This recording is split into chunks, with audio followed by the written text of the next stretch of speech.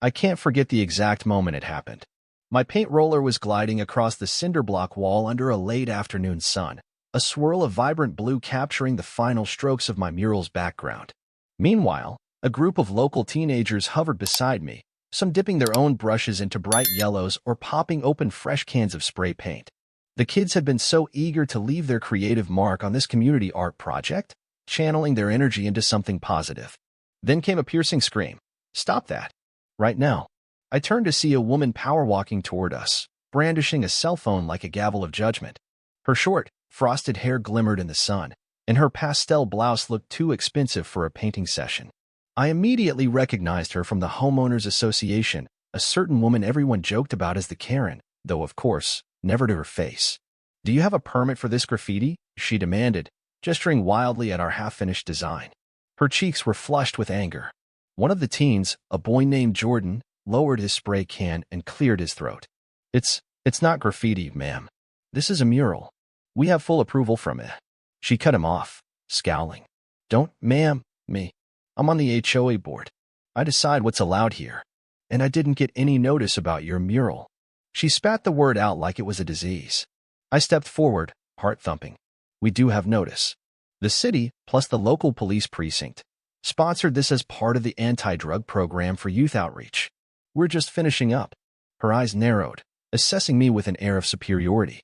"This is private property, and the entire neighborhood has a say. You're destroying the visual appeal with these bizarre shapes and neon colors. It looks like gang art."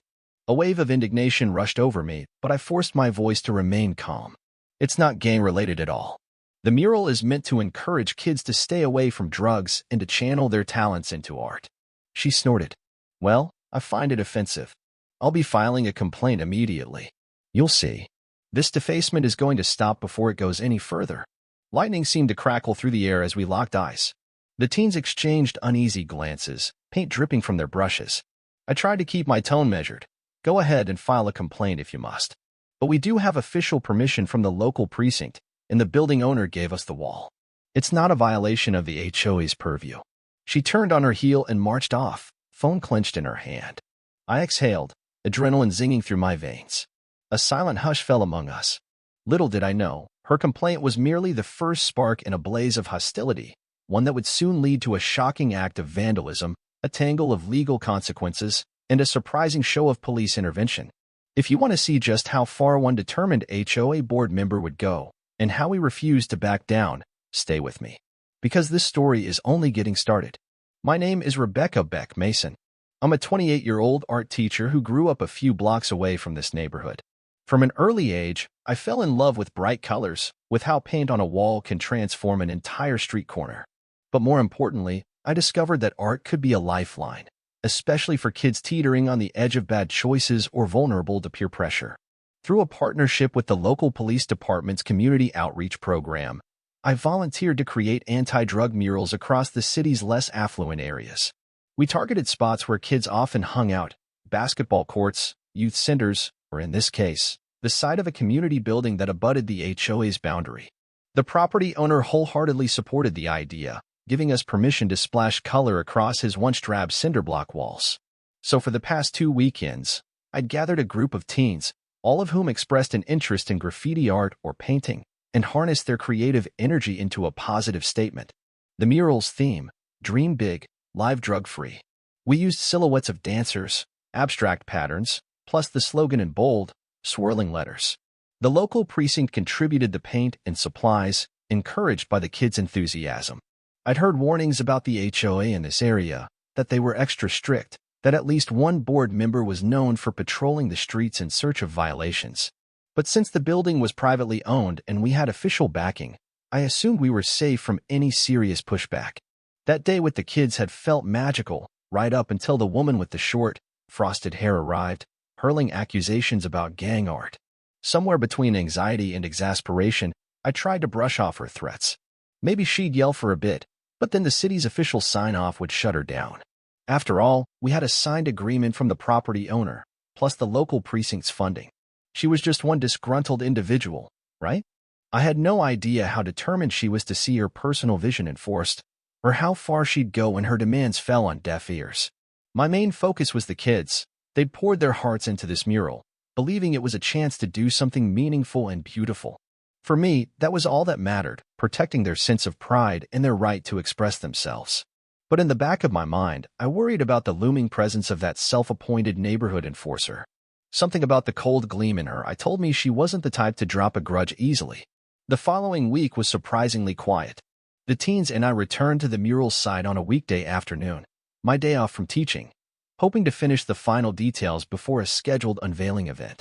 We touched up the outlines, added shading to the silhouettes, and inscribed the main anti-drug message in large, blocky letters near the center.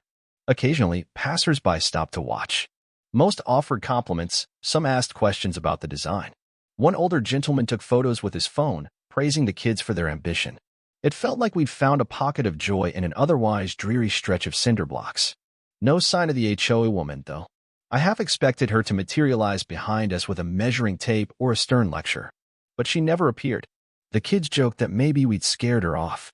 I laughed, trying not to let my relief show too plainly. 2 days later, we declared the mural complete. It looked spectacular, a riot of color, with an uplifting message shining across the once bland wall.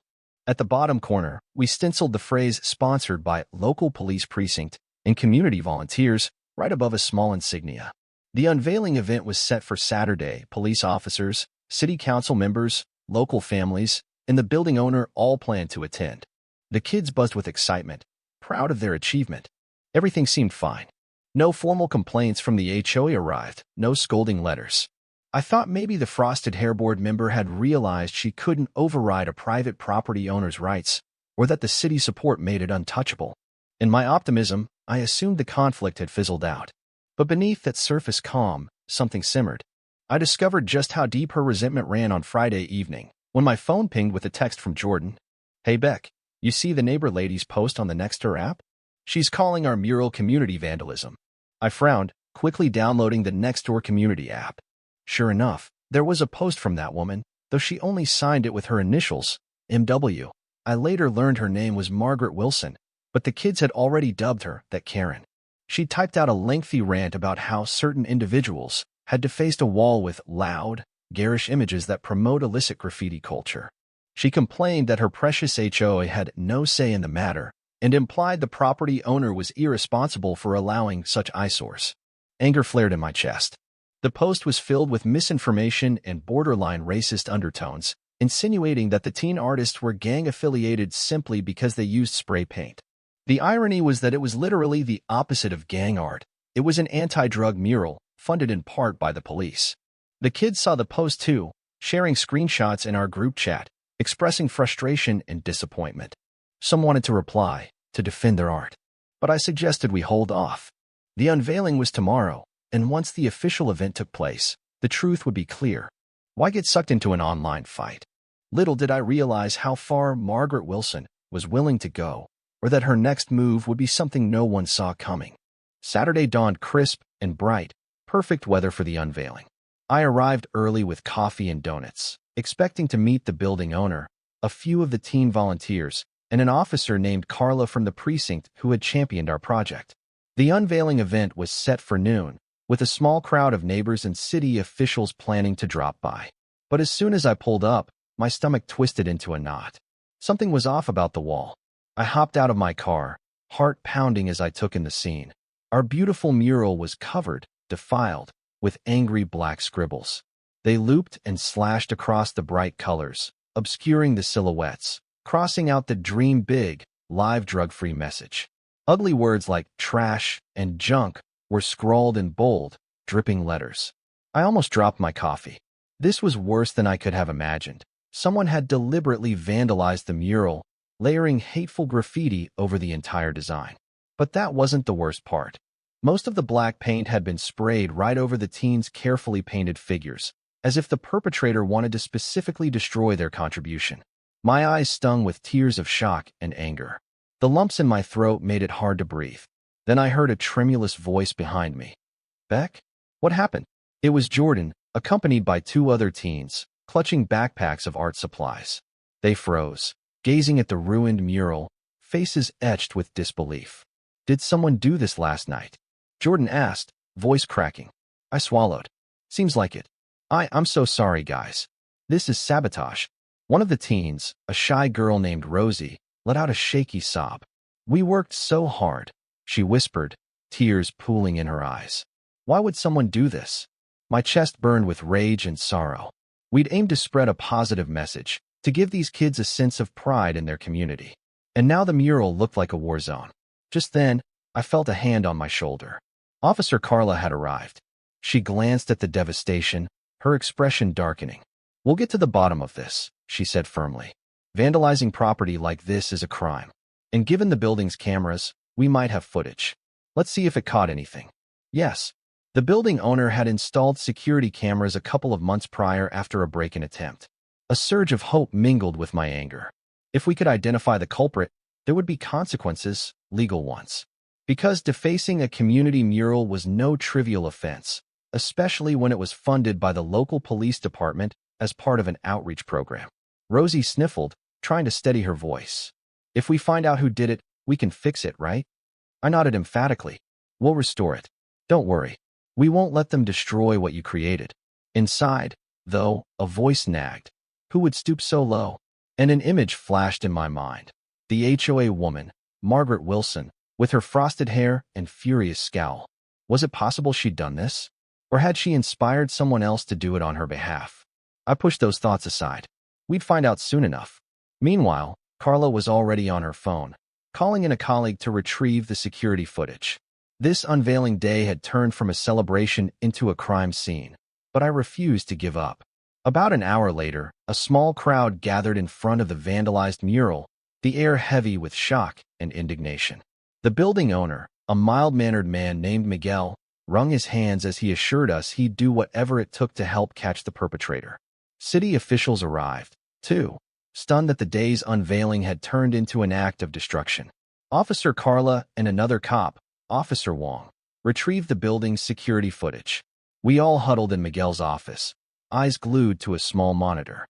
The night vision feed flickered, showing the empty parking lot. Then, around 2:17 a.m., a figure appeared, a single person wearing a hooded jacket. The vantage point wasn't great, but we could see them approach the wall carrying a can of spray paint. They scrawled rapidly, pacing back and forth, sometimes stepping out of the camera's direct line. The entire vandalism took less than 10 minutes. With the lighting and the hood, it was tough to see the person's face, but occasionally a street lamp illuminated glimpses of hair, a short, frosty color. My heart hammered. Could it really be her? Then, near the end of the footage, the vandal turned slightly toward the camera. A flash of the face was visible, albeit partially obscured by the jacket's hood. Officer Wong rewound, paused, and zoomed in.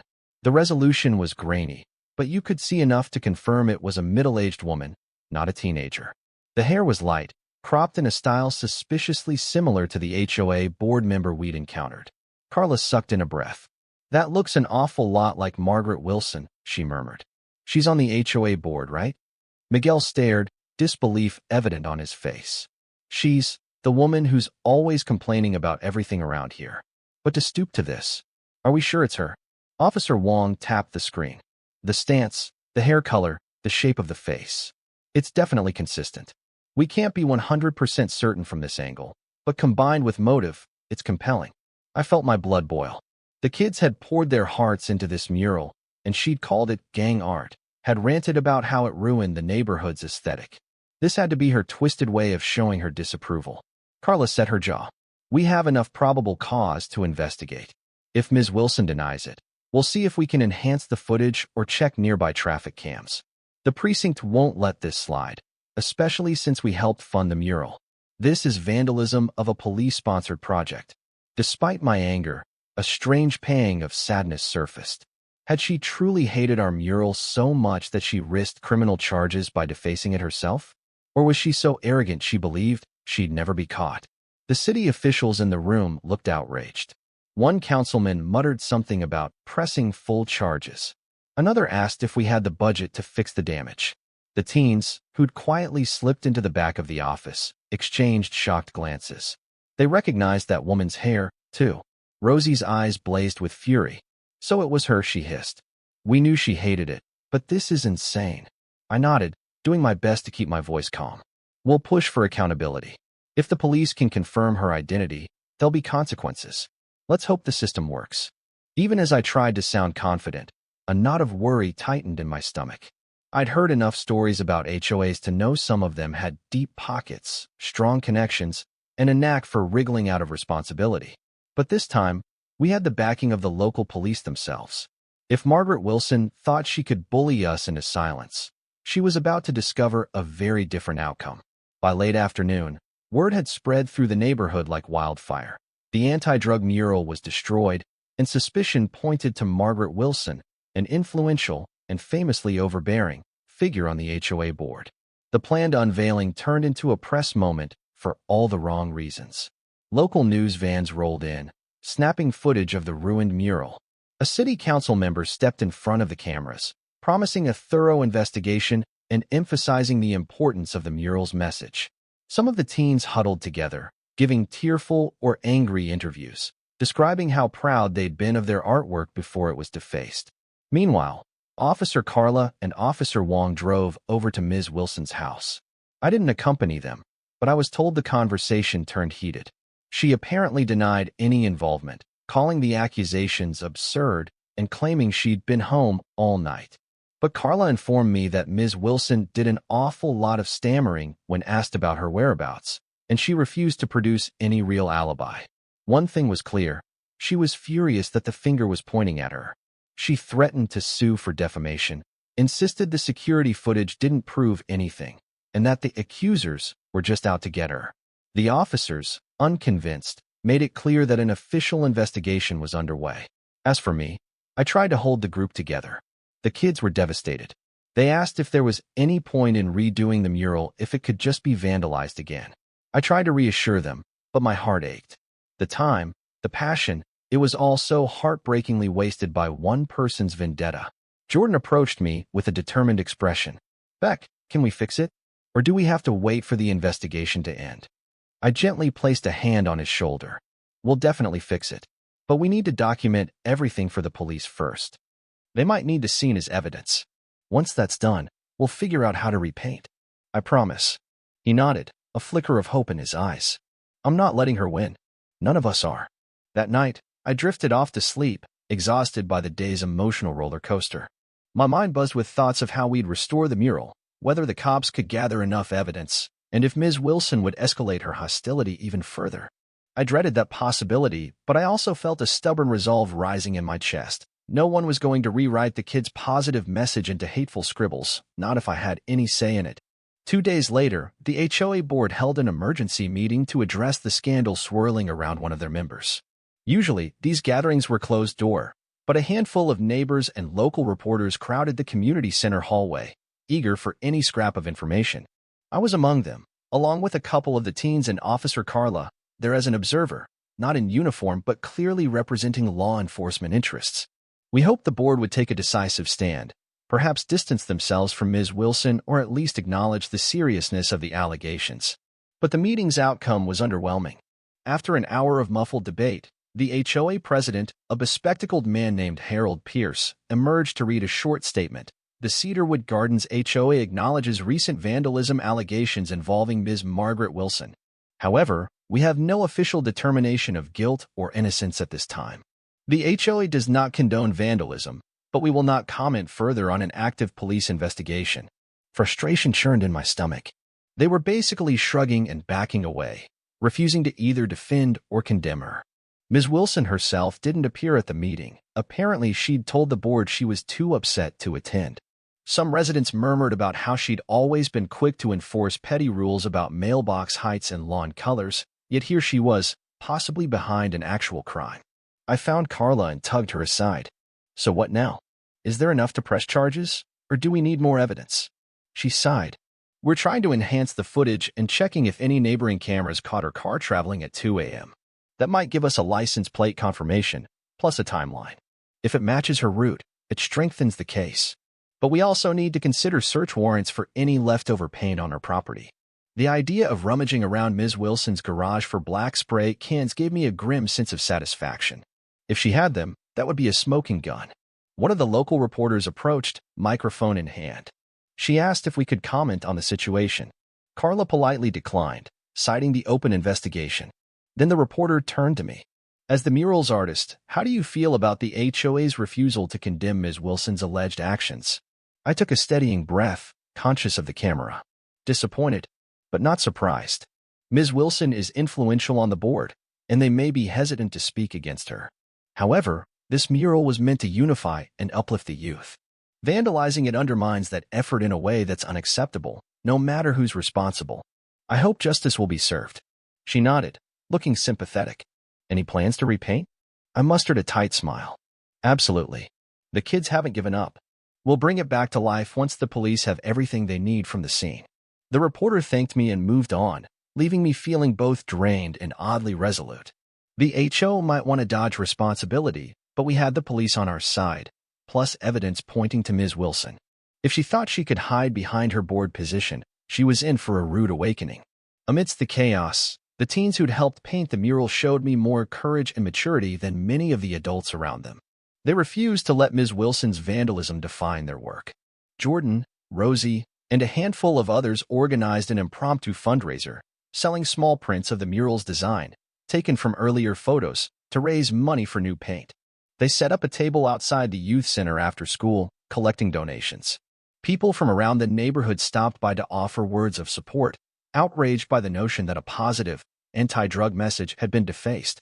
Rosie's older sister, a college student, posted about the vandalism on social media, sharing before and after photos.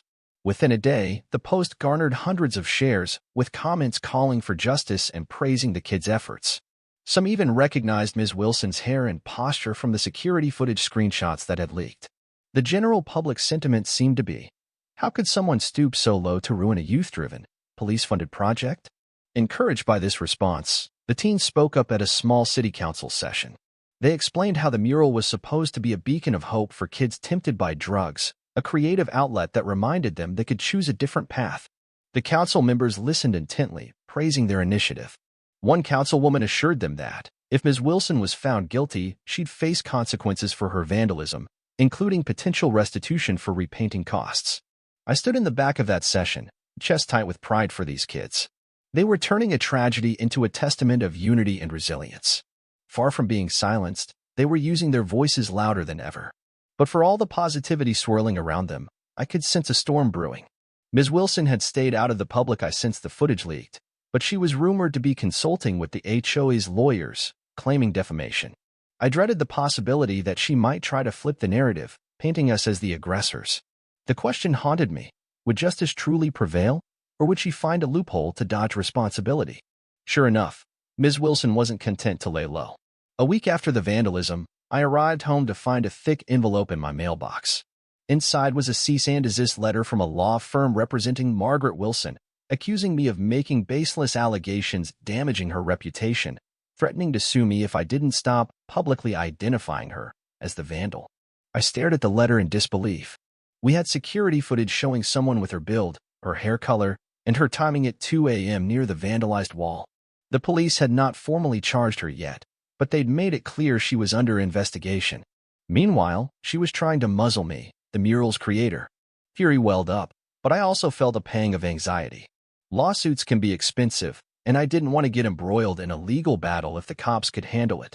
I texted Officer Carla about the letter.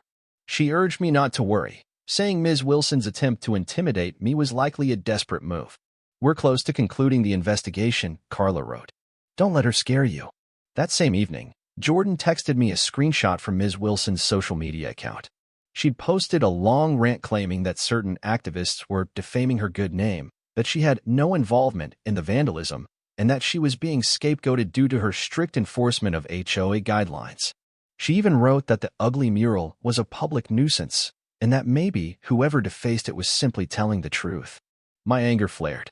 This was a slap in the face to the kids who put their hearts into that artwork. And Ms. Wilson's post garnered some support from a small circle of HOA loyalists who insisted the mural was an eyesore, or that it promoted unruly behavior. They seemed to buy into her twisted logic that bright colors and street art styles inherently equated to gang affiliation. Determined not to let her smear campaign overshadow the real issue, I posted a calm response on my own social media. The mural was an official anti-drug project approved by the building owner and sponsored by the local precinct. Any attempts to label it as gang art are misguided and disrespectful to the youth who created it. We await the police investigation regarding the vandalism. I avoided naming Ms. Wilson directly, just to avoid fueling her claims of defamation. But anyone paying attention knew whom I was referencing. In the midst of it all, the police quietly persisted in their investigation.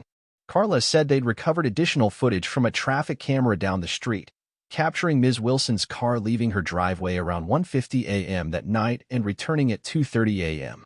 It wasn't absolute proof that she was the one spraying the wall, but it strongly supported the timeline. Carla also hinted they might apply for a search warrant to see if Ms. Wilson had black paint matching the brand used in the vandalism. The puzzle pieces were lining up. She might try to threaten or intimidate me, but the truth was inching closer to the surface. Sure enough, within a few more days, I got a call from Carla. Her voice crackled with excitement. "Hey, Beck, good news. We got the search warrant. Ms. Wilson's attorney tried to block it, but the judge agreed there's probable cause. We're heading to her place now." My heart jumped. "Really? If they find the paint?" "Yeah, it'll be a game changer," Carla said. "We'll let you know how it goes." Hours ticked by agonizingly slow. I tried to stay busy with lesson plans for my art classes, but my mind kept wandering to images of Ms. Wilson's garage. I pictured her frantically hiding the spray cans. Would she be brazen enough to keep them after seeing the videos? Or was she confident the HOA's influence might protect her? Finally, late that afternoon, Carla texted me. They found 2 partially used cans of black spray paint in her trash, matching the brand used on the mural. Enough to confirm suspicion. She's claiming she used them for home projects, but combined with the footage, it's strong evidence. Charges likely forthcoming. I sank onto my couch, relief and anger swirling. So Ms. Wilson had been so certain of her impunity that she didn't even bother disposing of the cans more discreetly. Or maybe she never expected the police to search her house. This arrogance could be her downfall. News of the warrant broke quickly. The local newspaper ran a short article. HOA board member under investigation for mural vandalism, citing anonymous police sources that black paint in Ms. Wilson's possession matched the brand used in the crime. Reactions across social media were swift. Some demanded Ms. Wilson resign from the board. Others insisted on letting due process play out. Still, the tide of public opinion was turning firmly against her. Despite her combative stance, Ms. Wilson couldn't ignore the mounting evidence. The rumors said she frantically contacted the HOA, hoping they'd publicly defend her. Instead, they distanced themselves further, claiming they do not condone any form of vandalism, and that Ms. Wilson's alleged actions were her own. The board even scheduled a vote to potentially remove her from her position if charges were filed. It was surreal to witness. The once feared Karen of the HOA, the woman who'd threatened neighbors over everything from mailbox color to garden gnomes, was now scrambling to protect herself from criminal charges. Part of me felt a vindictive satisfaction, but a bigger part mourned the negativity that had overshadowed our positive project. With charges looming, we could at least move forward on restoring the mural. The police had finished documenting the scene, so we began planning a massive repainting day. The teens, unwavering, promised to show up in force. The building owner bought new primer, and local organizations donated more paint than before. If Ms. Wilson hoped to scare us into submission, she had sorely miscalculated. On a bright Saturday morning, just over 2 weeks after the vandalism, we gathered at the cinderblock wall, determined to resurrect the mural. News cameras showed up uninvited. I wasn't thrilled about the spotlight, but the kids didn't seem to mind. They wore old clothes spattered with dried paint, faces shining with resolve. Rosie, Jordan, and a half-dozen more from their art club hauled buckets of primer, fresh brushes, and new cans of vibrant spray paint. Officer Carla, off duty that day, also stopped by in jeans and a t-shirt, offering an extra set of hands. A few neighbors arrived with snacks and encouraging words. Even the local councilwoman popped in, praising the youth's dedication. The mood was jubilant, like we were collectively saying, "We won't let hate or pettiness triumph." We started by rolling on a layer of primer over the black scribbles, erasing the ugliness scrawled across the original design. The teens approached this with surprising solemnity. "It's like wiping away negativity," Jordan remarked softly, brushing thick white primer over the hateful words. "Then we can paint something even better." Once the primer dried, we chalked out a new plan for the design. We decided to incorporate the old theme, dream big, live drug-free, but with updated elements. The silhouettes would be bigger, the colors brighter. We'd keep the large anti-drug message front and center, but also add a small tribute to resilience, referencing how the community came together after the vandalism. As paint flew and shapes formed, passers-by paused to watch, some clapping or offering thumbs up. A mother with 2 toddlers stopped to admire. "Thank you for doing this," she said, voice trembling. "My kids are young, but I want them to see that we stand up against destruction." I smiled, tears pricking my eyes. That's exactly why we're here. The day ended with the mural half completed, but already it shone with renewed vibrancy. The kids were tired, yet buoyed by a sense of triumph. By the time we packed up, we'd set a plan to return the next weekend to finish. The local station that had covered the vandalism did a short segment that evening, showing the restoration in progress. Their reporter concluded with, "In the face of adversity, these young artists are proving that the spirit of their community remains unbroken." It felt like the best kind of victory. Even though Ms. Wilson's official fate was still up in the air, we refused to let her sabotage stand. Not long after our repainting day, the news we'd all been waiting for arrived. The district attorney's office decided there was enough evidence to charge Ms. Wilson with vandalism and destruction of property. Officer Carla texted me the official announcement. I nearly dropped my phone from excitement mixed with relief. The woman who'd tormented us, defaced the mural, and slandered the kids was finally facing real accountability. The local press ran the story quickly. HOA board member charged in vandalism of police-funded mural. The articles laid out the security footage, the black spray paint discovered in her trash, and the timeline of events that matched her car leaving home around 2 a.m. The comments online were explosive, with people expressing shock that a homeowners association representative, whose job was supposedly to maintain the neighborhood, would commit such a destructive act. As part of the legal process, Ms. Wilson was briefly booked and released on bail. She maintained her innocence publicly, telling reporters she was being framed and that the paint cans in her trash were for touching up her fence. No one seemed to buy it. The HOA, desperate to salvage its reputation, finally issued a statement condemning the vandalism and distancing itself from Ms. Wilson.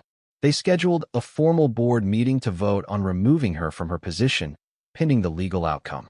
Yet Ms. Wilson showed no humility, threatening to countersue the property owner for harassment and claiming the police were biased. But the writing was on the wall, literally, in the form of our newly revitalized mural shining bright against the cinder block. The community was rallying behind it, while she stood exposed as a suspect in a crime that had outraged nearly everyone. I couldn't help a small grin of satisfaction each time I passed the mural on my way to teach. The fresh colors glowed in the sunshine, a testament to resilience and unity. We'd proven that no matter how vicious or petty an opponent might be, the power of community could overcome it. The day of Ms. Wilson's arraignment arrived. I decided to attend, along with Jordan and Rosie, who felt compelled to witness the legal proceedings. We sat in the back of a modest courtroom, heartbeats accelerating when Ms. Wilson entered with her attorney. She looked tense, hair still meticulously styled, face set in a grim line. She avoided looking at us. The judge read the charges: misdemeanor vandalism, property damage, with potential restitution for the cost of repairs. Ms. Wilson's attorney pled not guilty, insisting they'd prove she was home asleep at 2 a.m. and that the paint brand was a coincidence. The prosecution outlined the evidence: the security footage, the traffic camera, the recovered cans. The judge scheduled a future court date for a possible plea deal or trial. Exiting the courthouse, Ms. Wilson was swarmed by reporters. She put on a defiant face, spouting phrases about witch hunts and unfair allegations. My blood simmered, but Carla had warned us to maintain composure and let the legal system do its job. Rosie whispered, "I don't get it. She's so obviously guilty. Why not just admit it?" Jordan shook his head. "Pride. She can't stand being caught, so she's doubling down." I nodded, exhaustion tugging at me. "Let's trust the evidence. We've done all we can." Indeed, the evidence was piling up. The cost to repaint the mural was well documented. We kept receipts for new paint, the time spent. The sponsorship from the police department only made the case stronger, defacing a police-sponsored project was especially damning in the eyes of many. Ms. Wilson's attempts to claim innocence seemed more far-fetched by the day. As we headed home, a wave of both relief and sadness weighed on me. Relief that she was finally facing the consequences, sadness that it had come to this. She could have voiced her concerns in a civil manner. Instead, she'd chosen destruction. Just a week later, the HOA board convened a special session to address Ms. Wilson's status. This time, they allowed community members to attend, presumably to avoid accusations of secrecy. The tension in the room crackled like static electricity. Harold Pierce, the HOA president, cleared his throat. "We are here to discuss the membership status of Margaret Wilson, following criminal charges filed against her for vandalism. While Ms. Wilson is presumed innocent until proven guilty, the board must consider the negative impact on our community's reputation." A rumble of murmurs spread through the attendees. Ms. Wilson sat near the front, arms folded, face pale with anger. She glared daggers at Harold, but he pressed on. "Based on the evidence provided by law enforcement, we believe the charges are credible. The Cedarwood Gardens HOA cannot condone criminal acts by any board member, especially one that undermines a community project." He paused, looking around the room. "Therefore, we'll take a vote on whether to suspend Ms. Wilson from her duties pending the legal outcome. If convicted, she may be removed entirely." Ms. Wilson shot to her feet. "This is outrageous. I've served on this board for years, ensuring property values stay high and the neighborhood remains pristine. You can't push me out based on false accusations." A woman in the audience stood, voice trembling. "Margaret, you fined people for the tiniest infractions, harassed them over garden decorations, and now you're accused of vandalizing a mural that was meant to help kids. It's disgraceful." A chorus of nods and murmured agreements followed. Another board member, Linda, adjusted her glasses and said quietly, "Margaret, whether or not you're found guilty, your presence here is divisive now. We have to think of the community." The vote proceeded swiftly. 5 board members, including Harold, raised their hands in favor of suspending Ms. Wilson. Only 1 member abstained, presumably out of loyalty or fear. With that, Ms. Wilson's fate on the board was sealed. She stormed out, face red, throwing a final glare at me in the back row. I felt a mix of victory and somberness. This woman had tormented us, but now she was reaping the consequences of her own actions. Meanwhile, a few of the teens who'd come to witness the session broke into relieved smiles.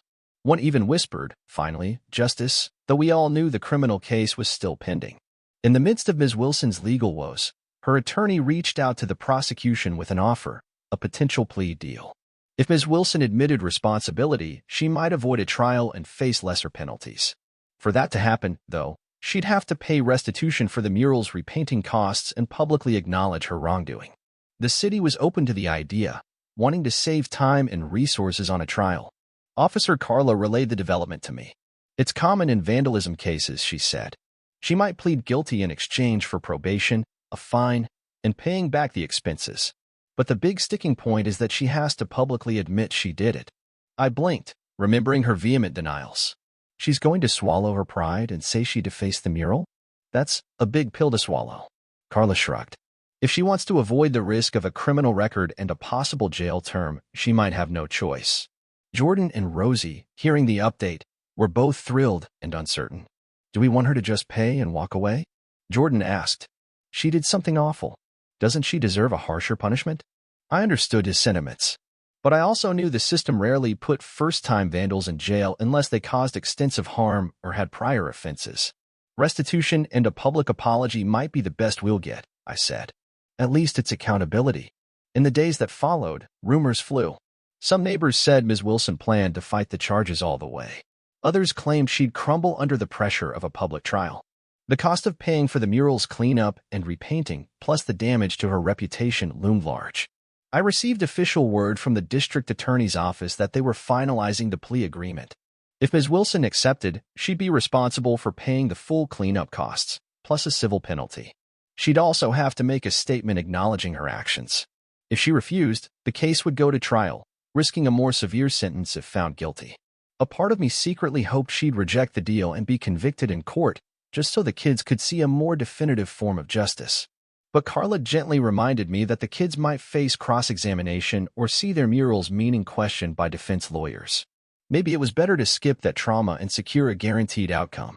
Either way, Ms. Wilson's next move would determine the final chapter of this saga.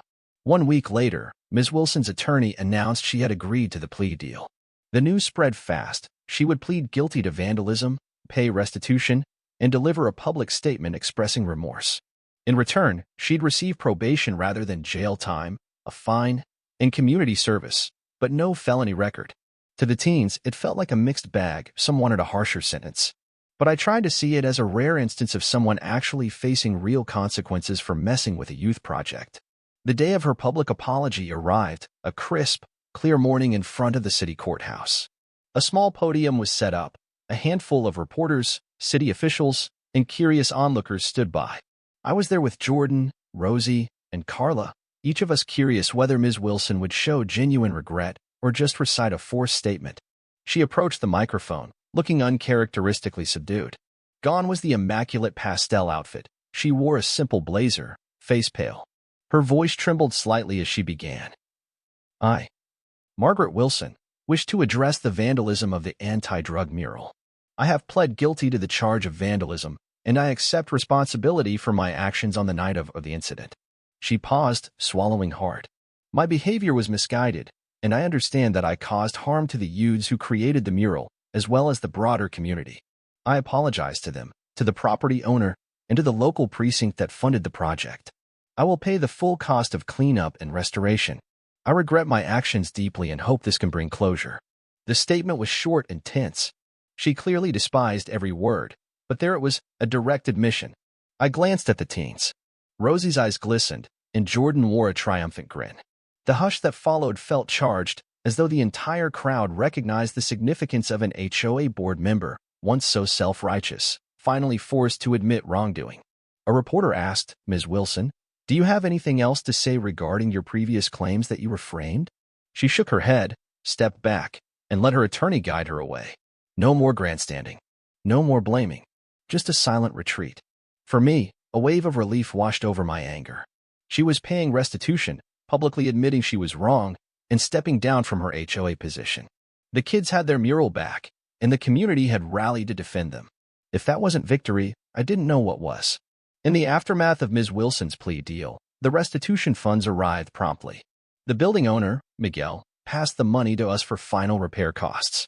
We'd already repainted most of the mural, but with the extra funds, we added protective sealants, better lighting, and even a small plaque commemorating the project. The plaque read, Dream Big, Live Drug-Free, a community united against vandalism. The local precinct, thrilled with the outcome, hosted a small celebration near the mural. Officer Carla and other cops attended in uniform, praising the teens' resilience. The city councilwoman gave a short speech about hope triumphing over hate. Jordan, Rosie, and I each took turns thanking everyone who supported us.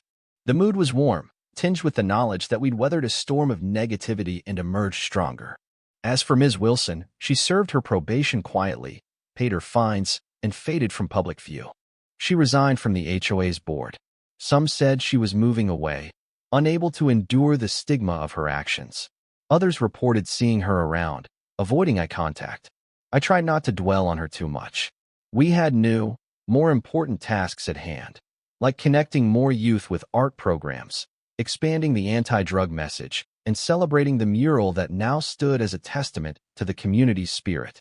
One evening, as dusk settled, I visited the mural alone. The bright colors glowed in the streetlights, the silhouettes seeming to dance along the cinder block. A wave of gratitude filled my chest. The kids had poured their hearts into this wall, and though it had been defaced, it was now reborn even stronger. The public support, the police sponsorship, and the unstoppable determination of those teenagers had overpowered one woman's petty, destructive scheme. I let my fingers graze the painted letters, Dream Big, Live Drug-Free. A slogan so simple, yet so powerful. And in that moment, I realized how deeply it resonated beyond just drugs. It was about daring to hope, to build, and to unify. We'd all lived the mural's message by refusing to let intimidation and vandalism crush our spirit. Months later, life in the neighborhood had returned to its routine, but the mural remained a bright spot, both literally and symbolically. Kids often posed for photos in front of it, sometimes even referencing Ms. Wilson's foolish attempt to destroy it. The story became local lore, a cautionary tale about letting prejudice and arrogance drive one's actions. With Ms. Wilson gone, the HOA apparently softened. Neighbors reported fewer petty fines, less hostility. Some even credited the Mural saga for exposing how one person's vendetta could cast a dark shadow over an entire community. Perhaps the board learned that real community thrives on collaboration, not intimidation. Meanwhile, the teens involved in the project continued to channel their creativity. Jordan won a local art scholarship, using a portfolio that included photos of the mural. Rosie started an after-school group for younger kids interested in painting. The local precinct used the mural in promotional materials about youth outreach, highlighting how the police, property owners, and volunteers had come together. Sometimes reporters still reached out, asking me if I'd forgiven Ms. Wilson. The question made me pause. Did I? She'd committed a cruel act, but she did face consequences. Perhaps forgiveness was less important than ensuring no other well-intentioned art projects got stifled by narrow-mindedness. Maybe, in time, I could let go of the anger. For now, I simply appreciated that justice had been served, the mural restored, and the kids vindicated. Looking back, I see this saga as a testament to the power of art, community, and the law working hand in hand.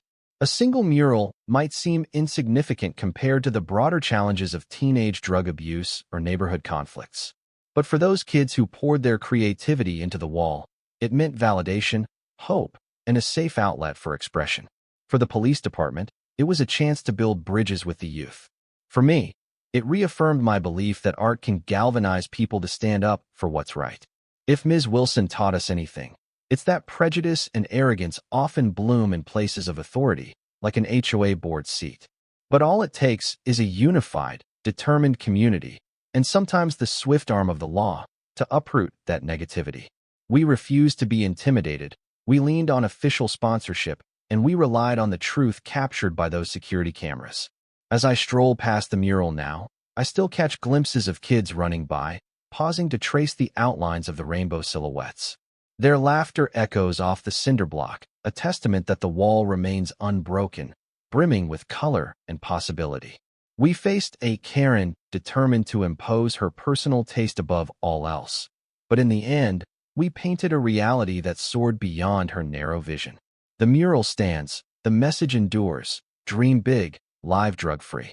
Listen, because in a world where prejudice and pettiness can strike at any moment, it's stories like this, of art, unity, and accountability, that remind us we can triumph over even the loudest naysayers.